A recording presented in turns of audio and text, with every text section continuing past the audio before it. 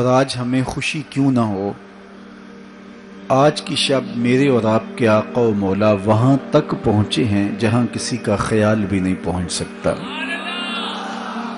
کوئی فلک تے رہ یار گیا، کوئی جا سدرا تے ہار گیا، ایک کالیاں زلفاں والا سی جڑا عرش تو بھی لنگ پار گیا۔ اتنا عروج کائنات میں حضور علیہ السلام سے پہلے نہ کبھی کسی کو ملا، نہ حضور کے بعد کسی کو ملا۔ وہ بلندیاں، وہ رفعتیں، وہ وسعتیں، وہ شان و شوکت، وہ عزت، وہ عظمت، وہ رفعت ان کا مقسوم ہوا جو انہی کا ہی حصہ ہے۔ اور اللہ تعالیٰ جل شانہ نے اتنا نوازا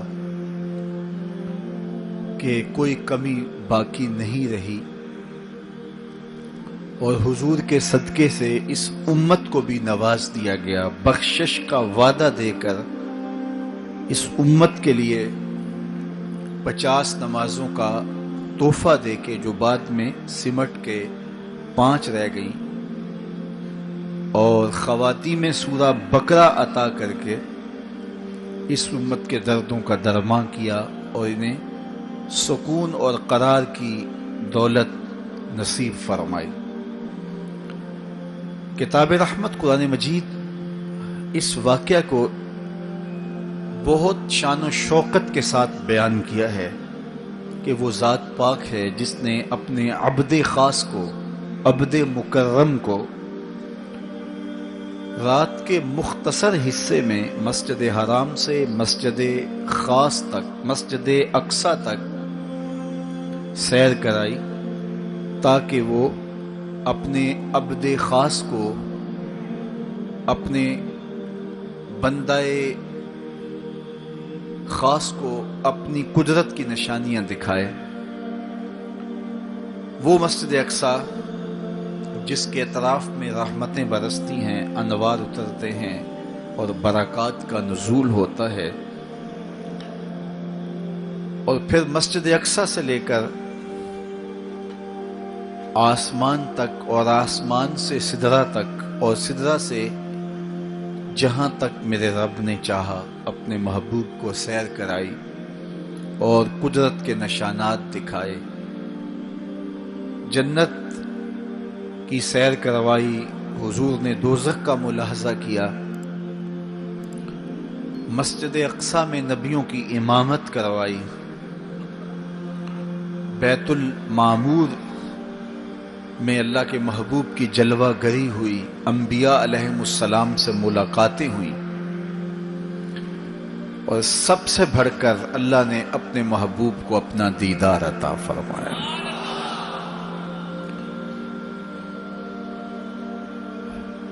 اب اس سرعت کے ساتھ، جس تیزی کے ساتھ حضور علیہ السلام تشریف لے گئے کہ رات کا مختصر حصہ تھا، قلیل وقت میں حضور گئے بھی ہیں اور آئے بھی ہیں، اور یہ ایک بہت بڑا امتحان تھا لوگوں کے لیے۔ کھرے اور کھوٹے کی پہچان ہونی تھی، لوگوں کے ایمان کا امتحان تھا، اور کفار نے اس پہ بہت ساری باتیں کی، اور ان کے ماننے میں یہ بھی نہیں آتا تھا کہ مسجد حرام سے مسجد اقصی تک کیسے گئے۔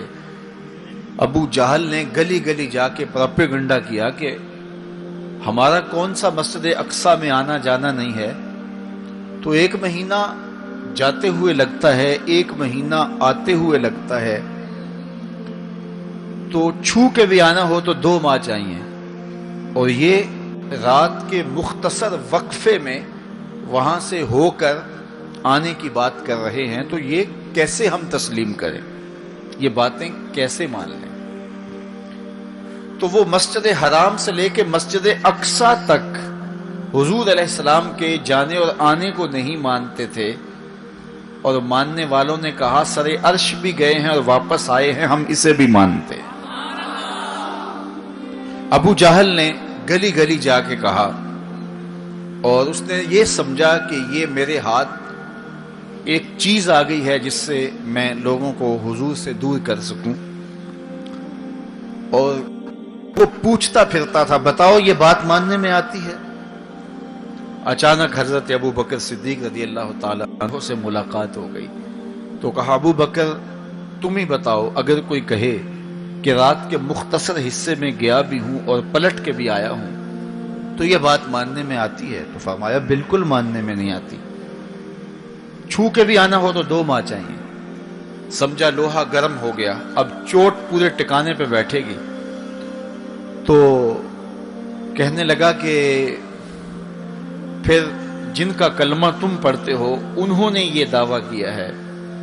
تو حضرت ابو بکر صدیق فرماتے ہیں کہ وہ اس سے بھی عجیب کرے تو میں وہ بھی ماننے کو تیار ہوں، وہ تو آسمان کی خبریں دیتے ہیں، ہم وہ بھی مانتے ہیں۔ تو محبت والوں کے لیے، ایمان والوں کے لیے تو یہ قابل تعجب نہیں ہے۔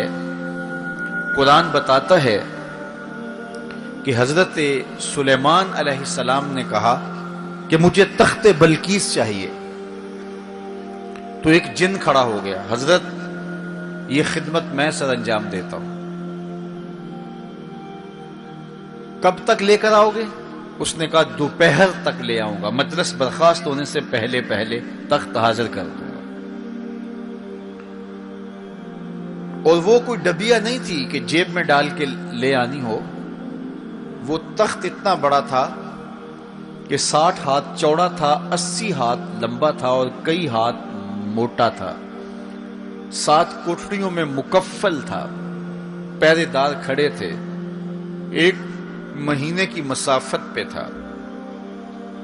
اس کو جیب میں بھی ڈال کے لانا ہو تو پھر بھی 2 ماہ چاہیے، لیکن وہ اتنا بڑا تخت، اس کو وہاں سے لانا کوئی تماشائے لبے بام تو نہیں تھا۔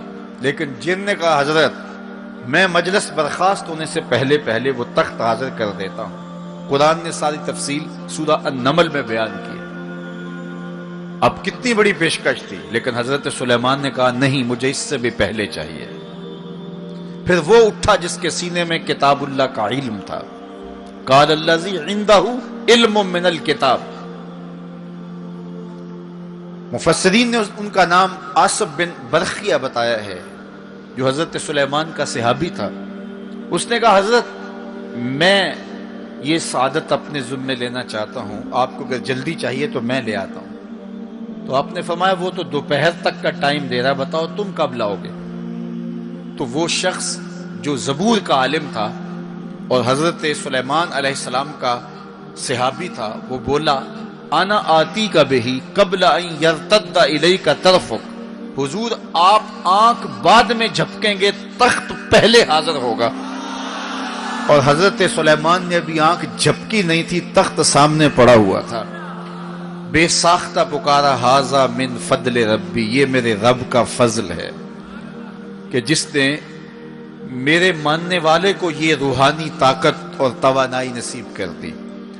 میں آپ سے کہتا ہوں کہ حضرت سلیمان کے امتی کی یہ شان ہے کہ 1 مہینے کی مسافت پر پڑا ہوا تخت آنکھ جھپکنے سے پہلے حاضر کر دیتا ہے، اور خود سلیمان مقتدی بن کے مسجد اقصی میں جس امام کے پیچھے کھڑے ہوں اس امام کی شان کا عالم کیا ہوگا، ان کی رفعتوں کا عالم کیا ہوگا۔ تو یہ ایک امتحان ہے معراج، اور میرے اور آپ کے آقا و مولا کی عظمتوں کو ماننے والوں نے کہا کہ یہ بعید نہیں ہے، اللہ اپنے محبوب علیہ السلام کو جہاں چاہے جتنے وقت میں چاہے لے جا بھی سکتا ہے، اور اللہ کی دی ہوئی طاقت سے محبوب واپس پلٹ کے آ بھی سکتے ہیں۔ لوگوں نے یہ کہا کہ جسم اتنی سرعت کے ساتھ اگر محو سفر ہو تو تحلیل ہو جائے، تو میاں تخت سلیمان تحلیل نہیں ہوا، اور یہ حضرت سلیمان کے مقتدی کی تخت بلقیس جو ہے وہ تحلیل نہیں ہوا، اور یہ حضرت سلیمان کے مقتدی کی روحانی قوتوں کا کرشمہ ہے تو جب ان کے مقتدی کی قوتوں کا یہ کرشمہ ہے تو ان کے امام کی طاقتوں کا عالم کیا ہوگا اور رفتوں کا عالم کیا ہوگا. باقی یہ دعویٰ میرے رب کا ہے، سبحان الذی اسری بعبدہ، وہ ذات پاک ہے جس نے اپنے عبد خاص کو سیر کرائی. اور پھر دنیا ورطہ حیرت میں ہے کہ اتنے مختصر حصے میں، اتنے قلیل وقت میں کیسے گئے اور کیسے پلٹ کے آئے. اور میرے رب نے کہا کہ سن لو، یہ میرے محبوب کا سفر نہیں ہے، یہ میرے محبوب کی سیر ہے. سبحان الذی اسری، یہ میرے محبوب کا سفر نہیں ہے، یہ میرے محبوب کی سیر ہے. اور آپ جانتے ہیں سفر اور سیر میں فرق. سفر تیزی کے ساتھ کیا جاتا ہے. میں اب جو فاصلہ طے کر کے آیا ہوں تو اگر میں سیر کی غرض سے یہاں آتا تو مجھے 2 گھنٹے لگتے، اور اگر میں گاڑی پہ بھی آتا تو پھر بھی مجھے کم از کم پونا گھنٹہ چاہیے تھا. لیکن میں 15-20 منٹ میں یہاں پہنچنے کی کوشش کی ہے، کیونکہ میری نگاہ میں ایک تھا کہ میں نے دیے گئے وقت کے مطابق یہاں پہنچنا ہے. وہ تو باہر بے تحاشا رش نہ ہوتا تو میں وقت سے 5 منٹ پہلے ہی پہنچ پاتا. تو میں دائیں بائیں سے بے نیاز ہو کے اپنی منزل پہ نگاہیں گاڑے ہوئے سرپٹ دوڑ رہا تھا اور یہاں تک آ پہنچا. لیکن سیر جو ہوتی ہے اس میں ہر منظر پہ رکا جاتا ہے، ٹھہرا جاتا ہے، کوئی نظارہ ہو تو اس سے لطف اندوز ہوا جاتا ہے. اب اتنی سرعت کے ساتھ گئے اور واپس پلٹ کے آئے.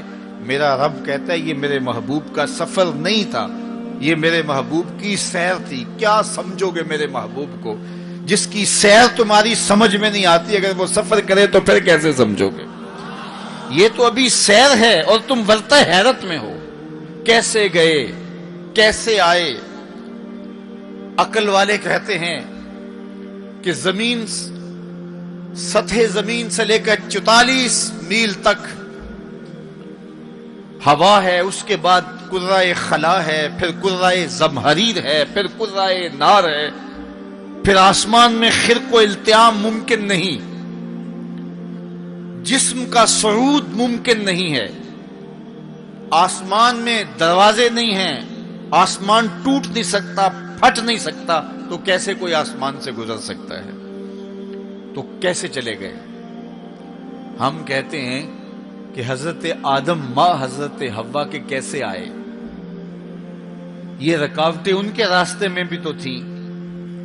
حضرت عیسیٰ علیہ السلام کے بارے میں ہمارا عقیدہ ہے کہ وہ پھانسی نہیں دیے گئے، سولی نہیں چڑھائے گئے، بلکہ اللہ نے ان کو آسمان پہ اٹھا لیا. تو یہ رکاوٹیں تو ان کے راستے میں بھی آئی ہوں گی، تو وہ کیسے چلے گئے؟ جب حضرت عیسیٰ جا سکتے ہیں، حضرت آدم آ سکتے ہیں، تو میرا نبی جا بھی سکتا ہے، میرا نبی آ بھی سکتا ہے. فرق یہ ہے ابھی تک جو گیا ہے پلٹ کے آیا نہیں، جو آیا ہے ابھی تک پلٹ کے گیا نہیں. میرے نبی گئے بھی ہیں، میرے نبی آئے بھی.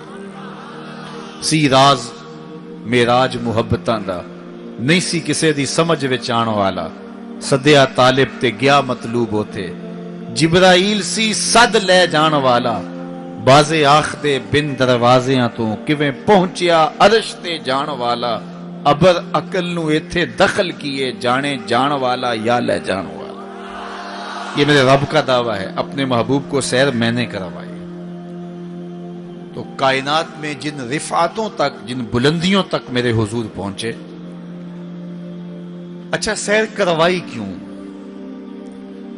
تو کہا کہ میں اپنے عجائب قدرت کی نشانیاں اپنے عبد خاص کو، عبد منیب کو، عبد مختار کو، عبد مکرم کو دکھانا چاہتا ہوں. اور پھر اللہ جل شانہ نے اپنے محبوب کو اتنی نشانیاں دکھائیں جن کا تعلق دیکھنے سے بھی تھا، جن کا تعلق وجدان سے بھی تھا، محسوسات سے بھی تھا، سننے سے بھی تھا. کبھی حضور علیہ الصلوۃ والسلام جنت کی خوشبو سونگھتے ہیں، نظاروں کی وادی دیکھتے ہیں، اور جنت کے محلات کو حضور ملاحظہ فرماتے ہیں اور کبھی دوزخ کے اندر عذابوں میں مبتلا لوگوں کو حضور علیہ الصلوۃ والسلام دیکھتے ہیں، اور پھر اپنی امت کو بیان بھی فرمایا تاکہ وہ ان اعمال بد سے بچ جائیں جو جہنم میں لے جانے کا سبب اور ذریعہ ہے۔ آج کی شب خاص میں اور آپ اپنی زندگیوں پہ غور کریں اور حضور علیہ السلام نے وہ جو ہمیں خبریں دی ہیں ان کو دیکھیں، اور کوئی ایسی کوتاہی کہیں ہمارے اعمال میں تو نہیں ہے، اگر ہے تو اس کو اپنے سے دور کر کے ایک نئی زندگی کا آج سے آغاز کریں۔ حضور علیہ الصلوۃ والسلام نے فرمایا کہ میں نے کچھ لوگوں کو دیکھا کہ پتھروں سے ان کے سر کچلے جا رہے ہیں، اور پتھروں سے کچلنے کی وجہ سے ان لوگوں کے سر کیمے کی طرح ہو جاتے، کوٹ دیے جاتے ہیں پتھروں سے، لیکن تھوڑی دیر کے بعد پھر صحیح ہو جاتے ہیں، لیکن پھر دوبارہ ان کے سر کچلے جاتے۔ تو میں نے پوچھا جبریل یہ کون لوگ ہیں؟ تو کہا کہ یہ وہ لوگ ہیں کہ جن کے سر نماز کی وجہ سے بوجھل رہتے تھے، نماز جن کو بڑی بھاری لگتی تھی۔ کئی لوگوں کو نماز کا کہیں تو وہ 100 بہانے کرتے ہیں، اور ایک بہانہ تو ہر بے نمازی کرتا ہے، میرے کپڑے پاک نہیں ہیں۔ میرے والد گرامی فرمایا کرتے تھے تیرے کپڑے کیسے پاک ہو سکتے ہیں جب تو اللہ کے حضور جھکنا نہیں جانتا؟ جب اس کے حضور جھکنا سیکھ جائے گا تیرا لباس بھی پاک ہو جائے گا، تیرا بدن بھی پاک ہو جائے گا، تیرا تن بھی پاک ہو جائے گا، تیرا من بھی پاک ہو جائے گا۔ تو 100 بہانے تو ان کے سر نماز کی وجہ سے بوجھل ہو جاتے، اذان کی آواز سنتے اور پھر دوبارہ سرہانے پہ سر ڈال دیتے اور اٹھنے کی ہمت نہ پڑتی۔ حی علی الصلاۃ حی علی الفلاح کی دل فریب صدائیں کانوں میں پڑتی۔ تو ان کے سر نماز کی وجہ سے بوجھل ہوتے تھے، اور آج ان کے سر پتھروں سے کوٹے جا رہے ہیں۔ اس پورے اجتماع میں جو اس گراؤنڈ کے کناروں تک ہے اور باہر گلی میں بھی اس لاؤڈ سپیکر کے ذریعے سے، بازار میں بھی، سڑک پر بھی آوازیں پہنچ رہی ہوں گی، تو آپ سب اور میں غور کریں کہ ہماری زندگی میں کہیں نماز سے کوتاہی تو نہیں ہے، اور یہ بھی سن لیجئے کہ یہ معراج کا تحفہ خاص ہے جو حضور لے کر آئے ہیں۔ معراج کی شب جب حضور وہاں پہنچے، جب کسی کا تصور بھی نہیں پہنچ سکتا، تو اللہ نے اپنے محبوب علیہ السلام کو جو عطا کیا اس میں خواتین میں سورہ بقرہ تھی، سورہ بقرہ کی آخری آیات عطا کی گئی، امت کے ساتھ بخشش کا وعدہ کیا گیا اگر وہ شرک نہیں کرتی، اور جو سب سے اہم شے وہ یہ کہ 50 نمازوں کا تحفہ دیا گیا۔ آقا کریم علیہ السلام 50 نمازوں کا ہدیہ اور تحفہ لے کر کے واپس پلٹے۔ چھٹے آسمان پہ حضرت موسیٰ علیہ السلام سے ملاقات ہوئی، اور انہوں نے کہا کہ میں بنی اسرائیل کا تجربہ رکھتا ہوں، اور امتوں کا گہرا تجربہ رکھنے کی وجہ سے میں آپ سے عرض کرتا ہوں کہ آپ اللہ کی بارگاہ میں جائیے اور نمازوں میں تخفیف کی درخواست پیش کیجیے، یہ 50 نمازیں نہیں پڑھ پائیں گے۔ تو حضرت موسیٰ علیہ السلام کے کہنے پہ حضور دوبارہ بارگاہ عزتی میں حاضر ہوئے اور عرض کی، تو 5 نمازوں کی رخصت ہو گئی، 45 رہ گئی، تو واپس پلٹے تو حضرت موسیٰ علیہ السلام نے پھر کہا کہ یہ 45 بھی نہیں پڑھ سکیں گے، آپ اللہ کی بارگاہ میں دوبارہ تخفیف کی درخواست پیش کیجیے۔ تو حضور دوبارہ جاتے، پھر آئے، پھر انہوں نے کہا، 9 مرتبہ واپس بھیجا، اور 50 سے 5 نمازیں رہ گئیں۔ جب 5 نمازیں لے کے حضور واپس آ رہے تھے تو حضرت موسیٰ پھر ملے، اور انہوں نے ایک بار پھر کہا، ایک بار اور جائیے۔ اب عادت باری کیا ہے، ہر بار درخواست کرنے سے 5 نمازوں کی رخصت ملتی ہے، اب رہ ہی 5 گئی ہیں، تو عادت باری کے مطابق اب یہ 5 بھی معاف ہو جائیں گی۔ تو حضور نے فرمایا، مجھے رب سے شرم آتی، رب سے حیا آتی۔ امت سے توقع کی کہ یہ امت اتنی نکمی تو نہیں ہے کہ 5 نمازیں بھی نہ پڑھے۔ تو میرے اور آپ سے یہ ہمارے آقا و مولا کی توقع تھی کہ ہم 5 نمازیں ادا کریں، اور یہ 5 نمازیں ہمیں ثواب 50 کا ہی عطا کریں گے۔ لا تبدیل لکلمات اللہ، اللہ کی باتیں تبدیل نہیں ہوتی۔ بظاہر یہاں 9 مرتبہ تبدیلی آئی ہے، لیکن اللہ نے ایک ضابطہ دیا، من جاء بالحسنۃ فلہ عشر امثالھا، جو ایک نیکی کرے 10 کا ثواب دیتا ہوں، پڑھو گے 5 ثواب 50 کا عطا کروں گا، چونکہ اللہ کی باتیں تبدیل نہیں ہوتی۔ تو یہ 5 نمازیں تحفہ معراج ہیں جو حضور لے کر کے آئے ہیں، اسی لیے الصلاۃ معراج المومنین کہا گیا کہ معراج اہل ایمان کے لیے، نماز اہل ایمان کے لیے معراج ہے۔ حضور کا معراج تو یہ کہ رخ مالک سے پردے اٹھے اور دیدار الہی کیا اور وہاں تک پہنچے جہاں کسی کا تصور بھی نہیں پہنچ سکتا۔ لیکن اس امت کے لیے معراج یہ ہے کہ جب وہ پیشانی سجدے میں رکھ کے سبحان ربی الاعلیٰ کہتی ہے، اتنی رحمتیں برستی ہیں کہ اگر لوگوں کو پتہ چل جائے کہ ہم جب سجدے میں ہوتے ہیں تو کتنی رحمتیں برستی ہیں تو وہ سجدے سے ساری نہ اٹھائیں، اتنی رحمتوں کا نزول ہوتا ہے۔ اس لیے اس امت کا معراج یہ ہے کہ یہ 5 گانا نماز شعار زندگی بنا لے، کبھی بھی نماز قضا نہ ہونے دے، اپنی زندگی میں نمازوں کو اس طرح شامل کرے کہ نماز کا وقت آئے تو بے چینی ہو کہ نماز کی ادائیگی ہو، اور ایک نماز کے بعد دوسری نماز کا انتظار کرنے لگ جائیں۔ میرے اور آپ کے آقا و مولا نے فرمایا، مجھے تمہاری دنیا سے صرف 3 چیزیں پسند ہے، حبب الی من دنیاکم ثلاث، تمہاری دنیا سے صرف 3 چیزیں پسند ہے، خوشبو، پاکیزہ عورتیں، اور میری آنکھوں کی ٹھنڈک نماز میں رکھی گئی۔ حضور نماز کو آنکھوں کی ٹھنڈک قرار دیں، اور فرمایا بلال حبشی کو جب اذان کے لیے کہتے تو یہ فرماتے، ارحنا یا بلال، بلال اٹھو اور ہمارے سینے کو راحت پہنچا دو۔ تو نماز سے حضور کے قلب کو، حضور کے سینے کو راحت پہنچتی تھی۔ میں اور آپ جتنے لوگ یہاں آئے ہیں اور جس ہجوم کے ساتھ، جس شوق کے ساتھ، جس ولولے کے ساتھ اور جس محبت کے ساتھ آئے ہیں، یقیناً آپ اور میں حضور کو راضی کرنے آئے ہیں، اپنے رب کو راضی کرنے آئے ہیں، آقائے دو عالم کی رضا کے حصول کے لیے ہم آئے ہیں۔ تو حضور کی رضا کے طالب بن کے آج کے اس اجتماع میں آنے والوں، اگر تم چاہتے ہو کہ حضور ہم سے راضی ہو جائیں، تو اگر بدقسمتی سے کوئی بے نمازی ہے تو آج عزم کر کے جائے کہ آج کے بعد نماز نہیں چھوڑوں گا، اللہ کے رسول راضی ہو جائیں گے انشاءاللہ، چونکہ حضور نے نماز کو اپنی آنکھوں کی ٹھنڈک قرار دیا ہے، اپنے دل کا قرار نماز کو قرار دیا۔ ارحنا یا بلال، بلال ہمیں راحت پہنچا دو اذان دے کے، تو یہ حضور کے لیے راحت کا سبب تھا۔ تو 5 گانا نماز شعار زندگی رکھیں، اور جنہیں نماز نصیب ہے وہ یہ سمجھیں کہ نماز معراج المومنین ہے، تو پھر ہمیں سجدے میں اس کی لذت کیوں نصیب نہیں ہوتی؟ تو وہ اپنے خیالات کو قابو میں کریں، اپنی نماز میں یکسو ہو جائیں، پڑے سجدے میں ہوں اور کھڑے دکان پہ ہوں تو پھر سجدہ سرور بخش نہیں ہوگا، پھر قیام لذت آفری نہیں ہوگا۔ تو اپنی نماز کو اس قدر یکسو کر لو کہ جب تم سجدے میں ہو، قیام میں ہو، رکوع میں ہو، تو سجدے، قیام اور رکوع کی لذت تمہیں حاصل ہو رہی ہو، تو پھر معراج کی لذتیں تمہیں نماز میں نصیب ہوں گی اور قرار نصیب ہوگا۔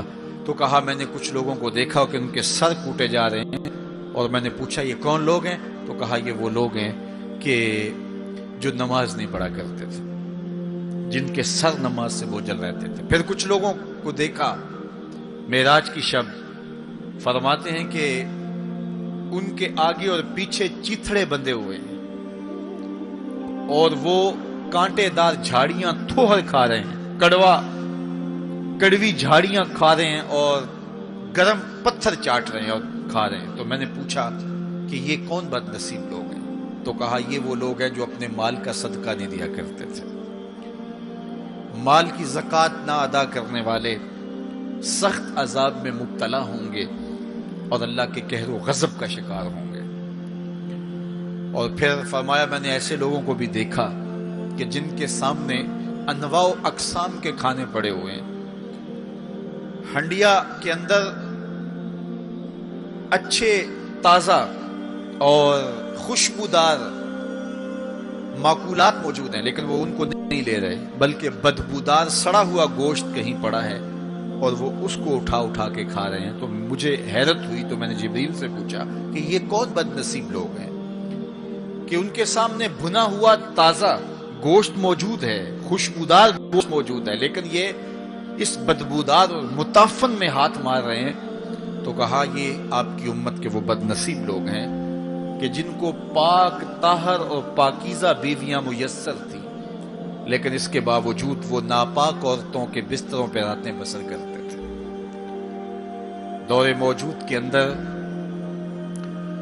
برائی اور بدی تیزی کے ساتھ پھیلتی چلی جا رہی ہے، اور جدید ذرائع ابلاغ نے، جس میں سوشل میڈیا پیش ہے، آنکھوں سے حیا تو چھین ہی لیا ہے، خیالوں کی پاکیزگی تو چھین ہی لی ہے، عصمت کے جوہر پر اتنی تیزی سے یہ آلات حملہ آور ہیں کہ اپنی نئی نسلوں کو بچانا اور ان کی حفاظت کرنا بہت ضروری ہو گیا ہے۔ میری اور آپ کی ذمہ داری ہے کہ ہم اپنی اولادوں پر گہری نظر رکھیں اور ان کی حفاظت کریں، چونکہ اگر عصمت کا جوہر محفوظ نہ رہا تو پھر پلے کچھ بھی نہیں رہا، اگر آبرو سلامت نہیں رہی تو پھر پلے کچھ بھی نہیں رہا۔ قیامت کے دن ان لوگوں کو اس صورت کے اندر لایا جائے گا کہ وہ یہ غلیظ کھانے کھا رہے ہوں گے، اور ذلت اور رسوائی کی وہ زندگی ان کو سہنا پڑے گی، اور اللہ کے قہر و غضب کا شکار ہونا پڑے گا۔ اپنی خلوت کو اور اپنی جلوت کو پاکیزہ رکھنے کی کوشش کرو، اور اللہ کی رضا اپنا مقصود زندگی بنا لو۔ وہ آنکھ جو غیر محرم کو شہوت کی نظر سے دیکھتی ہے، قیامت کے دن جہنم کی آگ سے بھر دی جائے۔ اپنے خیالوں کو بھی پاکیزہ کرو، اپنی سوچوں کو بھی پاکیزہ کرو، اور اپنی زندگی کی ایک ایک ساعت کو اپنے مالک کے حضور پیش کرو، اور اللہ سے توفیق مانگو خیر کی اور برکت اور رحمت کی۔ جب انسان کی نگاہ پاک نہیں رہتی تو خیال پراگندہ ہوتے ہیں، خیالات کی ناپاکیزگی اس کی عصمت کے جوہر پہ حملہ آور ہوتی ہے، اور شیطان کے لیے یہ بڑی خوشی کی بات ہے کہ کوئی نوجوان اپنی عصمت اور اپنی آبرو کو داؤ پہ لگا دے۔ تو دور موجود کے اندر یہ فتنہ تیزی کے ساتھ بڑھتا چلا جا رہا ہے، اس میں ہماری معاشرت کی ناہمواریاں اور جدید ذرائع ابلاغ اور قرب قیامت کی وجہ سے فتنوں کا آسمان سے بارش کی طرح برسنا ہے، لیکن جو اپنے آپ کو بچا لے وہی سرخرو ہوگا، جو نہیں بچا پائے گا وہ اپنی دنیا اور آخرت برباد کر لے گا۔ اللہ کے محبوب نے ارشاد فرمایا کہ میں نے کچھ لوگوں کو دیکھا کہ ان کی زبانیں لوہے کی کینچیوں سے کاٹی جا رہی ہیں، آگ کی کینچیوں سے کاٹی جا رہی ہیں۔ دو روایات ہیں، لوہے کی کینچیوں سے اور آگ کی کینچیوں سے۔ تو میں نے پوچھا جبریل یہ کون لوگ ہیں؟ تو کہا حضور یہ آپ کی امت کے فتنہ پرور خطیب ہیں، جو کہا کرتے تھے ان کا اپنا وہ عمل نہیں ہوا کرتا تھا۔ لوگوں کے اندر فتنہ اور فساد بپا کرنے والے لوگ، جن کی زبان کی تلخیاں معاشروں کے اندر تفریق پیدا کرتی ہیں، بھائی بھائی سے لڑ پڑتا ہے، میاں بیوی کے درمیان تفریق پیدا کر دیتے ہیں، نفرت کی چنگاریاں ان کی زبان اگلتی ہے، اور ان کے لہجے لوگوں کے اندر تفریق، تشدد، افتراق اور فرقہ بندیاں پیدا کرتے ہیں۔ تو ایسے لوگ قیامت کے دن ان کی زبانیں لوہے کی کینچیوں سے کاٹتی جائیں گی، جس کی صورت اللہ کے محبوب پہلے ہی ملاحظہ فرما چکے۔ تو بدترین اس امت کے لوگ بھی علماء ہیں، اور بہترین اس امت کے لوگ بھی علماء ہیں۔ فتنہ انہی سے شروع ہوتا ہے اور انہی میں پلٹتا ہے۔ ان کے پاس بیٹھنے سے خیر ملتی ہے اگر وہ خیر کی راہوں کے مسافر ہوں، اور اگر یہ طبقہ خراب ہو جائے اور شر پہ اتر آ جائے، شر پہ اتر آئے، تو پھر سب سے زیادہ شر بھی انہی کے دامن سے پھوٹتی ہے۔ ان کی زبان جب زہر اگلنے لگے اور ان کے لفظ شعلے بن جائیں تو معاشرے بسم ہو کے رہ جاتے ہیں، اور معاشرے جل کے خاشاک ہو جاتے ہیں۔ اس لیے خاص طور پہ اس طبقے کو اپنا ہمیشہ محاسبہ کرنے کی ضرورت ہے کہ ہمارے عمل سے، ہمارے رویے سے، طرز زندگی سے، ہماری گفتگو سے، ہمارے کسی لہجے سے کسی کے لیے تفریق، تشتت، افتراق اور لڑائی پیدا نہ ہو۔ تو یہ بات بہت ہی اہم ہے جو اللہ کے محبوب علیہ الصلوۃ والسلام نے بیان فرمائی۔ اللہ کے محبوب علیہ السلام فرماتے ہیں میں نے ایک منظر دیکھا کہ ایک سوراخ ہے، اس سے ایک بیل نکلتا ہے، نکلنے کے بعد دوبارہ گھسنے کی کوشش کرتا ہے لیکن گھس نہیں پاتا۔ تو میں نے جبریل سے پوچھا کہ یہ کیا ماجرا ہے؟ تو جبریل نے کہا کہ حضور یہ ان لوگوں کی مثال بیان کی ہے جو زبان سے بڑا بول نکال دیتے ہیں اور پھر دوبارہ اس کو لینا چاہتے ہیں تو پھر وہ واپسی نہیں ہو سکتی۔ بعض اوقات آپ کوئی ایسی بات کر دیتے ہیں جس سے فتنہ پھیلنا شروع ہو جاتا ہے، جس سے شر پھیلنا شروع ہو جاتی ہے، جس سے معاشرے کے اندر تشتت اور افتراق پیدا ہونا شروع ہو جاتا ہے، جس سے لوگ آپس میں الجھ پڑتے ہیں۔ تو آپ آرام سے زبان سے کوئی جملہ نکال دیتے ہیں لیکن بعد میں اس کو واپس لینا چاہیں لیکن وہ شر پھیل چکی ہوتی ہے۔ تو اسی لیے ہمارے بزرگوں نے ہمیں یہ کہا ہے کہ بولنے سے پہلے 100 مرتبہ بات کو تول لو، غور کر لو، فکر کر لو۔ کمان سے تیر نہ نکلا ہو، آپ کے پاس اختیار ہوتا ہے کہ جب چاہو اس کو پھینک لو، لیکن جب آپ کمان سے تیر چھوڑ چکے ہوں تو پھر آپ کا اختیار ختم ہو جاتا ہے۔ پھر وہ زخمی کرے، کسی کی موت کا سبب بنے یا وہ تیر ضائع چلا جائے، پھر تمہارا اختیار نہیں ہوتا۔ تو بولنے سے قبل ضرور سوچو کہ میری زبان سے نکلا ہوا کوئی جملہ اس معاشرے پر کیا اثر پیدا کرے گا، اور جب زبان سے جملہ نکل گیا تو پھر آپ کے اختیار میں نہیں ہے۔ تو یہ بہت ضروری ہے۔ اس وقت ہر بندہ جو زبان میں آئے بول دیتا ہے، ہر بندے کو اس وقت بولنے کی جو لت ہے، اور آج کل تو وہ سوشل میڈیا کے اوپر جو من میں آیا تنہائی میں وہ لکھ دیا اور لکھ کے معاشرے کے اندر لوگوں کے اندر وہ چیز وائرل کر دی، جس طرح کی تصویر چاہا ڈال دی، لیکن پھر بعد میں وہ آپ کے اختیار میں چیز نہیں رہتی ہے۔ بلکہ اب تو اتنے بخسیس اور اتنے نیچ فطرت کے لوگ بھی سوشل میڈیا پہ بیٹھے ہوئے ہیں۔ کسی زمانے کے اندر جو گندے مزاج کے لوگ ہوتے تھے وہ واش روم کے اندر بیٹھ کر کے چھپ کے اپنے خب سے باطن کا اظہار کرتے تھے، اور واش روم کی دیواروں کے اوپر جو ان کے من میں غلاظت ہوتی وہ لکھ دیا کرتے تھے۔ پبلک واش رومز کے اندر ایسے مناظر آپ نے بھی دیکھے ہوں گے کہ انسانیت کا سر شرم سے جھک جاتا ہے۔ ایسے چھوٹی سوچ کے لوگ وہاں بیٹھ کر کے جو ہے وہ لکھ دیا کرتے تھے۔ اب وہی لوگ، ان کو ایک سوشل میڈیا کا پلیٹ فارم مل گیا ہے اور وہ یہاں اپنے بند کمرے میں جو چاہیں لکھ کے اس کے اوپر ڈال دیں، اور اس کی شر اور اس کا فساد اور اس کی غلاظت، اس کی گندگی کے چھینٹے کہاں کہاں تک پہنچتے ہیں، ان کو اس سے غرض نہیں ہوتی۔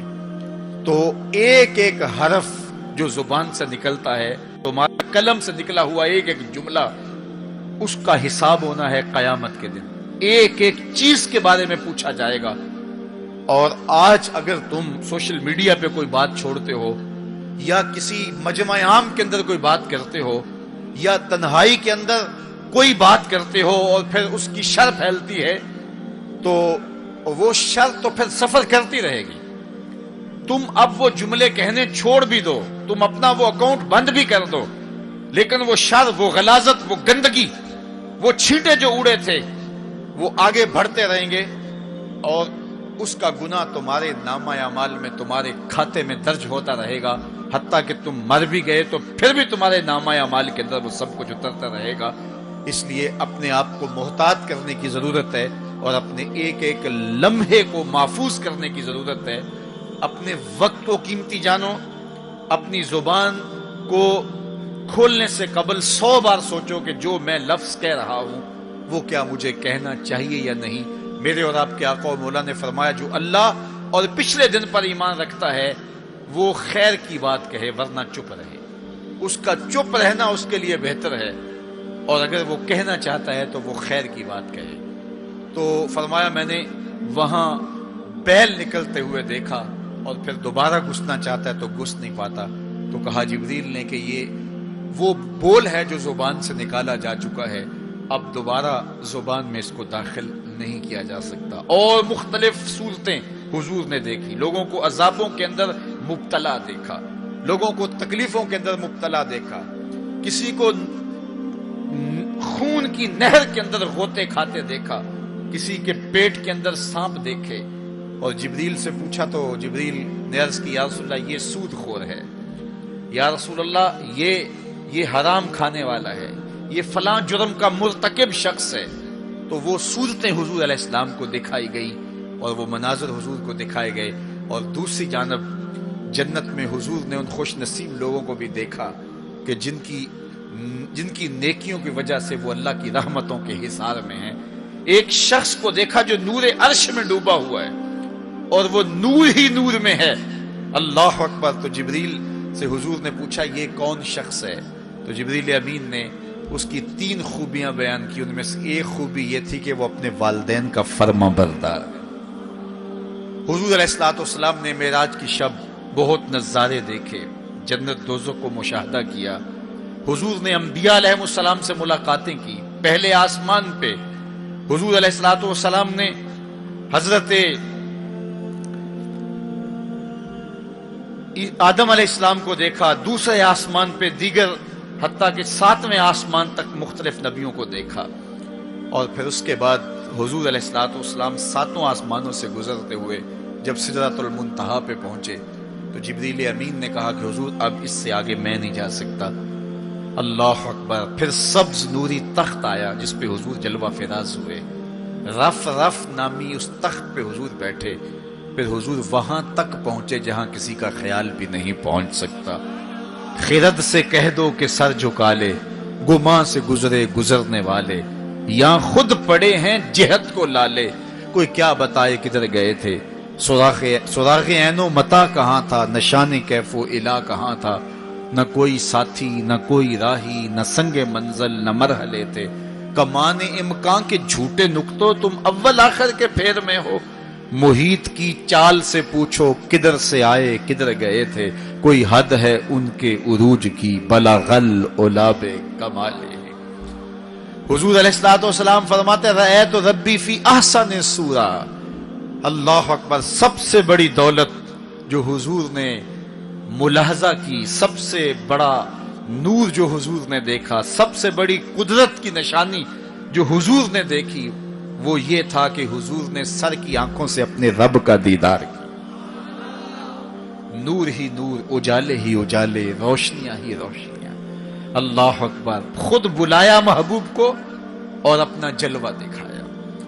ایک کوہ طور پہ خود چل کے جاتے ہیں، رب آرنی انظر الیک، مالک میں تجھے دیکھنا چاہتا ہوں۔ تو جواب کیا ملتا ہے؟ لن ترانی، اے موسیٰ تم مجھے نہیں دیکھ سکتے۔ اور ایک ام ہانی کے گھر لیٹے ہیں اور چادر اوڑھ کے استراحت کر رہے ہیں، جبریل جا کے حاضر ہو کے عرض گزار ہوتے ہیں ان اللہ اشتاق الی لقائک یا رسول اللہ، محبوب آپ لیٹے ہو، آپ کا رب آپ کا دیدار کرنا چاہ رہا ہے۔ تبارک اللہ، شان تیری، تجھی کو زیبا ہے بے نیازی، کہیں پہ وہ جوش لن ترانی، کہیں تقاضے وصال کے تھے۔ ایک کوہ طور پہ خود چل کے جاتا ہے اور دیدار کی طلب کرتا ہے، مالک میں تجھے دیکھنا چاہتا ہوں۔ جواب کیا ملتا ہے؟ لن ترانی، اے موسیٰ تم نہیں دیکھ سکتے۔ پہم اصرار ہوتا ہے بار بار، یا اللہ میں تجھے دیکھنا چاہتا ہوں۔ علماء نے لکھا جب یہ کہہ دیا گیا تم نہیں دیکھ سکتے تو پھر تقاضا کیوں تھا؟ کہا اس لیے کہ رب کا کلام سنا تھا، اس لیے تڑپ تھی، جس کے کلام میں اتنا لطف ہے دیدار کا مزہ کیا ہوگا۔ تو کہا تھا مالک میں تجھے دیکھنا چاہتا ہوں۔ اچھا اگر مجھے دیکھنا چاہتے انظر الی الجبل، اس پہاڑ کو دیکھو، اگر یہ اپنی جگہ پہ کھڑا رہا تو تم مجھے دیکھ لو گے۔ اللہ نے اپنی رویت کو استقرار جبل کے ساتھ معلق کر دیا۔ علامہ سعد الدین تفتزانی علیہ رحمہ نے شرح عقائد نسفیہ میں اس پہ گفتگو کی ہے کہ ممکن کے ساتھ معلق بھی ممکن ہوتا ہے، گویا اللہ کا دیدار ممکن ہے۔ تو اللہ تعالیٰ جل شانہ نے کہا کہ اس پہاڑ کو دیکھو، یہ اگر اپنی جگہ ٹھہرا رہا تو تم مجھے دیکھ لو گے۔ یہ الگ بات ہے کہ وہ پہاڑ ٹھہر نہ سکا، اللہ کے جلووں کی تاب نہ لا سکا۔ اللہ تعالیٰ نے اس پہاڑ پہ جب اپنی تجلی کا نزول کیا، اور وہ بھی تجلی ذاتی نہیں تھی، تجلی صفاتی، اور اس کا بھی عکس، پرتو، ظل اور سایہ اس پہاڑ پہ ڈالا، اور پہاڑ اس جلوے کی تاب نہیں لا سکا، طور جلنے لگا، خر موسیٰ صاعقہ قرآن بتاتا ہے۔ حضرت موسیٰ علیہ السلام بھی بے ہوشی کی کیفیت میں زمین پر تشریف فرما ہو گئے۔ اللہ اکبر۔ اس کے بعد جب ہوش میں آئے تو حضرت موسیٰ اللہ کی بارگاہ میں عرض گزار ہے، مالک میں تیرے حضور توبہ کرتا ہوں، میں نے تقاضا ہی کیوں کیا۔ اللہ اکبر۔ جلووں کی تاب نہیں لا سکے، اور وہ تجلی ذاتی بھی نہیں تھی، تجلی صفاتی تھی، اور وہ بھی تجلی صفاتی کا عکس تھا، سایہ تھا، اور وہ بھی پہاڑ پہ پڑا، پہاڑ سے منعکس ہو کے حضرت موسیٰ علیہ السلام پہ آیا، لیکن تاب نہیں لا سکے۔ لیکن اللہ کے دیدار کا سرما تو آنکھوں میں لگ گیا تھا، ایک جھلک تو پڑی تھی۔ امام حلبی نے لکھا ہے کہ اس کے بعد حضرت موسیٰ کی نگاہوں کا عالم یہ تھا کہ کالی رات کے اندھیرے میں کالے پتھر پر کالے رنگ کی چیونٹی کو 9 فراسخ دور سے، ایک فرسخ 3 میل کا ہوتا ہے، 27 میل دور سے، تقریباً 50 کلومیٹر دور سے کالے رنگ کی چیونٹی کو کالے پتھر پر کالی رات کے اندھیرے میں چلتا ہوا دیکھ بھی لیتے تھے، اس کے قدموں کی آہٹ کو سن بھی لیتے تھے۔ یہ اللہ کا کلام سننے کی وجہ سے کانوں میں یہ سماعت آ گئی، اور اللہ کا دیدار کرنے کی وجہ سے آنکھوں میں یہ توانائی آ گئی کہ 50 کلومیٹر دور کالی رات کے اندھیرے میں، شب دیجور کی ظلمتوں میں، کالے رنگ کی چیونٹی کو چلتا ہوا دیکھتے بھی، اس کے قدموں کی سرسراہٹ کو سنتے بھی۔ یہ اس کی نظر کا کمال ہے جس نے تجلی صفاتی کا پرتو پہاڑ پہ پڑتے ہوئے دیکھا اور تاب نہ لا سکا، اور جو ذاتی تجلیوں میں گم رہا اور آنکھ بھی نہیں جھپکتا، اس محمد عربی کی نگاہوں کا عالم کیا ہوگا، ان کی نظروں کا عالم کیا ہوگا۔ اسی لیے فرمایا انی ارا ما لا ترون واسمع ما لا تسمعون، جو میں دیکھتا ہوں وہ تم نہیں دیکھتے، جو میں سنتا ہوں وہ تم نہیں سنتے۔ تو تجلی صفاتی کا پرتو پڑا ہو تو نظر اتنی تیز ہو جائے، اور تجلی ذاتی کا عکس جس نے دیکھا، تجلی ذاتی کے جلووں میں جو گم رہا ہو، تو اس کی نگاہوں کا عالم کیا ہے۔ اللہ اکبر۔ یہاں تو خر موسیٰ صاعقہ ہے، وہاں کیا ہے، ما زاغ البصر وما طغی، آنکھ نہ ہی تو چندھیائی اور نہ حد ادب سے متجاوز ہوئی۔ کیسی آنکھ ہے، جب جلوائے محبوب دیکھا تو آنکھ چندھیائی بھی نہیں۔ آپ سورج کو دیکھیں اور وہ دوپہر پر ہو اور جو ہے وہ پورے جلال پر ہو تو آپ کی آنکھیں چندھیا جاتی ہیں، آپ دیکھ نہیں پاتے، آنکھوں میں پانی اتر آتا ہے۔ اب یہ آنکھیں کیسی تھیں کہ جب جلوائے جمال خدا دیکھا تو خدا کہہ رہا ہے، رب کہہ رہا ہے، ما زاغ البصر، کیسی آنکھیں ہیں کہ جو چندھیائی نہیں ہیں، وما طغی، اور حد ادب سے متجاوز بھی نہیں ہوئی ہیں۔ دنیا پر ایسا ہوتا ہے، کسی منظر کو کوئی نظر دیکھے تو نظر منظر کی تعریف کرتی ہے نا، کوئی نظارہ دیکھے تو ناظر تعریف کرتا ہے نا، واہ واہ کیسا نظارہ تھا، کیسا منظر تھا۔ دنیا کے اوپر یہی ہوتا آیا ہے، لوگ جاتے ہیں گلزاروں کو، پہاڑوں کو، کوساروں کو، وادیوں کو دیکھنے کے لیے، تو واپس پلٹتے ہیں تو کہتے ہیں کیا منظر تھا یار، پہاڑوں پہ جمی ہوئی برف، پھوٹتے جھرنے، بہتی ندیاں، کیا منظر تھا، کیا خوبصورت درخت تھے، اور درختوں کے اوپر کیا قدرت کے جمال کے رنگ تھے۔ اقبال بھی ایک منظر دیکھ کر آئے تو واپس کسی نے پوچھا کیا دیکھا وہاں، تو انہوں نے کہا من خدا را آنجا دیدم بے حجاب، میں نے اس کے جلوے وہاں بے نقاب دیکھے۔ تو جب کوئی ناظر کسی منظر کو دیکھتا ہے تو ناظر منظر کی تعریف کرتا ہے کہ واہ واہ کیسا منظر تھا، آنکھوں سے ہٹتا ہی نہیں ہے۔ یہ پہلی مرتبہ دنیا میں ایسا ہوا کہ ناظر نے منظر کو دیکھا تو منظر کہنے لگا واہ کیسی آنکھ ہے جو نہ چندھیاتی ہے نہ حد ادب سے گزرتی ہے۔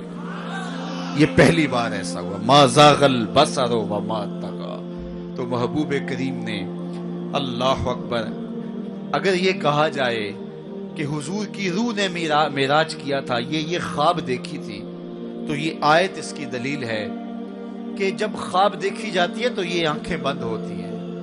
خواب خیال سے دیکھی جاتی ہے، وہ ایک خیال ہے جو پرواز کرتا ہے، اس کا تعلق دماغ سے ہوتا ہے. اور اگر روح کا دیکھنا ہو تو وہ روح بھی آنکھوں سے نہیں دیکھتی، ان آنکھوں سے، اس کی روح کی اپنی آنکھیں ہیں. تو جب آنکھوں کا ذکر کیا کہ آنکھ چندھیائی نہیں اور حد ادب گزری نہیں، تو محبوب پتا چلا کہ جو جلوہ دیکھا تھا وہ خواب میں نہیں دیکھا تھا، وہ اس آنکھ نے دیکھا تھا. جو جلوہ دیکھا تھا وہ آنکھ نے دیکھا تھا. اسی لیے تو بات آنکھ پہ ہو رہی ہے. ما زاغ البصر وما طغى. آنکھ چندھیائی نہیں، حد ادب سے گزری نہیں. تو معلوم ہوا کہ جو دیکھا تھا وہ آنکھ نے دیکھا ہے، اسی لیے تو آنکھ کی بات ہو رہی ہے.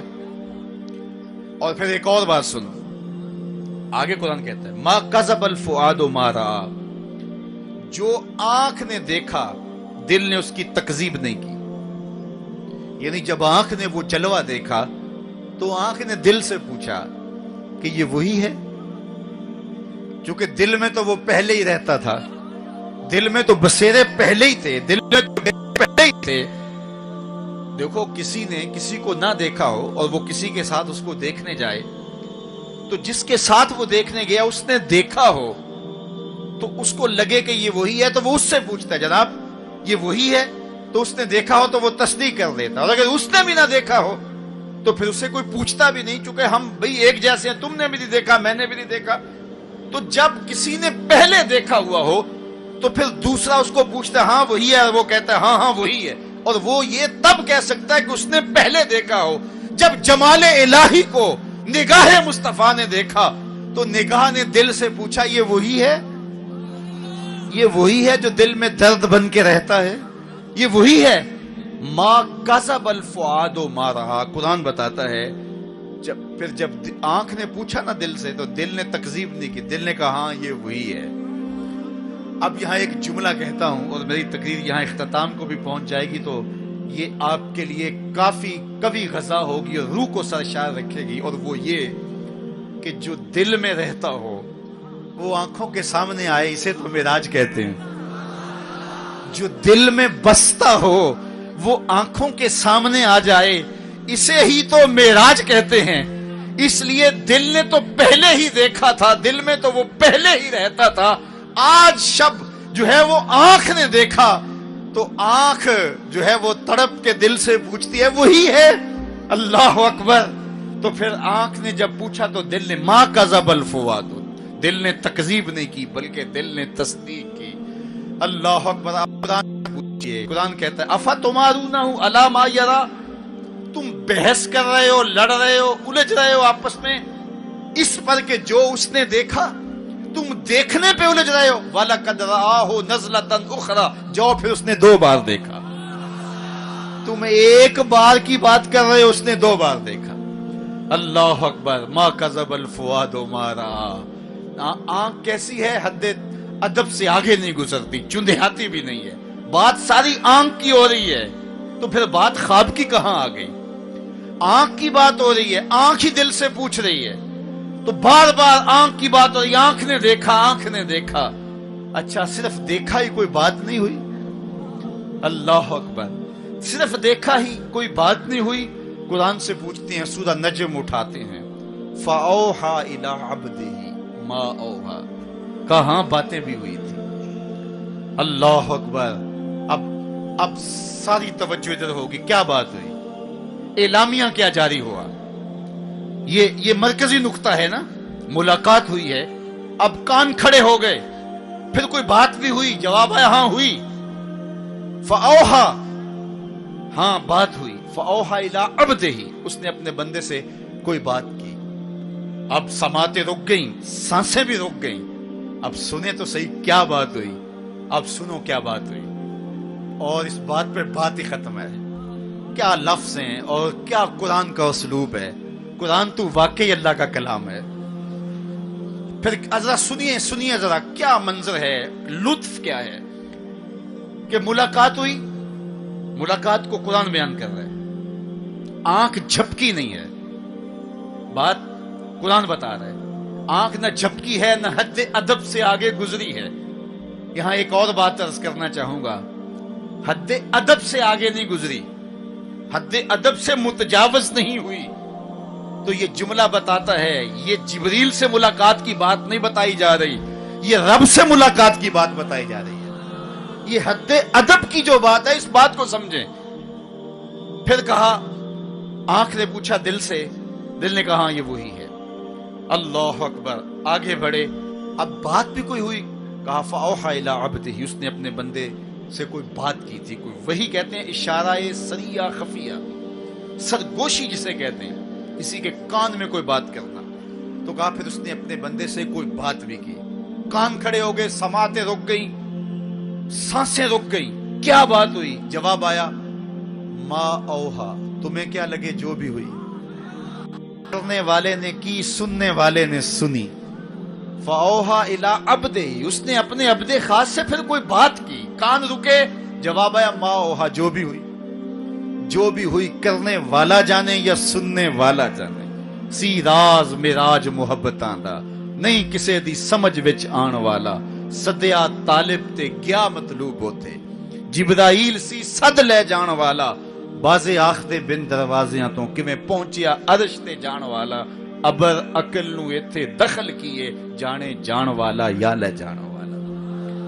تو کہا جو بھی بات ہوئی وہ ہوئی ضرور، اللہ اکبر، لیکن اتنا سمجھ لو جو بھی بات ہوئی اس میں گناہگاروں کی بخشش کا پیکج ضرور تھا، اس میں گناہگاروں کی بخشش کی کہانی ضرور ہے۔ یہ بات اچھی طرح سمجھ لو، اس لیے تم خوشیاں منا رہے ہو، اسی لیے تمہارے چہرے کھلے ہیں معراج کی شب، کہ آج کی شب رب سے محبوب نے جو بات کی ہے اس میں گناہگاروں کی نجات کی ضمانت اپنے رب سے لی ہے۔ اللہ اکبر، تو وہ شان عطا کی، وہ رفعت نصیب ہوئی، وہ بلندیاں نصیب ہوئی جو کسی اور کا مقسوم نہیں ہے۔ ایک شب کا محفل معراج کیا، ساری زندگی ان کے نام پر درود پڑھتے رہیں، ان کے دین کے لیے اپنے آپ کو وقف کر دیں اور ایک ایک سانس ان کے نام کر دیں، حق کے شکر پھر بھی ادا نہ ہو، اس لیے کہ ہماری بخشش کی ضمانت اسی دہلیز سے ہوئی، اسی چوکھٹ سے ہوئی۔ یہ سارے اجالے، یہ ساری روشنیاں کائنات کے اندر جو آپ کو دکھائی دیتی ہیں، یہ آمنہ کے لال کے قدموں کا صدقہ ہے۔